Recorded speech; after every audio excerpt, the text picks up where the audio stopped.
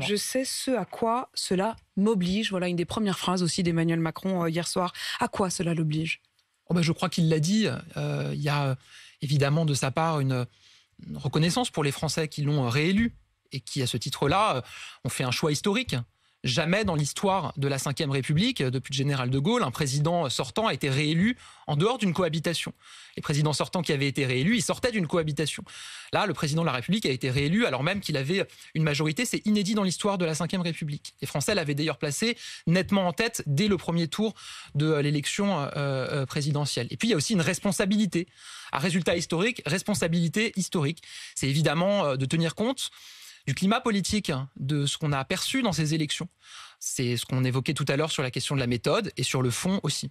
Il dit d'ailleurs qu'il a entendu les abstentionnistes. On le sait, il y a eu une abstention record hier. Ça dit quoi du pays pour vous et comment les entendre et comment est-ce que vous pouvez traduire cela dans les années qui viennent? Il y a une abstention importante, mais je ne crois pas record. Et puis on revient de loin quand on a vu les dernières... Record dans un deuxième tour depuis 1969. On revient de loin aussi avec les dernières élections locales, notamment. On avait une très très forte abstention. On pouvait craindre vraiment le pire. Mais oui, il y a une abstention. Le pire n'est pas arrivé, d'après vous? Non, il y a eu une abstention importante dont il faut tenir compte. Et donc ça veut dire quoi? Ça veut dire tenir ses engagements et ça veut dire associer davantage les Français à la décision. Le pire n'est pas arrivé. Il y a un ouf de soulagement quand même. On le voit, on l'entendait, on le percevait aussi quand même chez Emmanuel Macron. Pas tant dans son discours que quand il est descendu et que des micros traînaient à droite à gauche. Il y avait un ouf de soulagement. Moi, vous savez, je suis soulagé et heureux pour mon pays. Je suis soulagé et heureux que mon pays puisse rester dans les années à venir dans l'Union européenne et continuer à changer l'Union européenne de l'intérieur.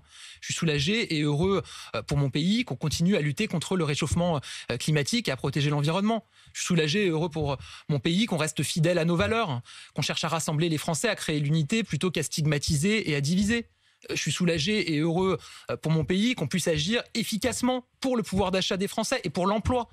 On a le taux de chômage le plus bas depuis 15 ans. On peut arriver au plein emploi dans 5 ans, pourvu qu'on continue à investir pour l'emploi dans notre pays, dans la formation, pour des entreprises plus compétitives. C'était ce que proposait Emmanuel Macron dans le cadre de cette campagne et ça va nous permettre d'agir.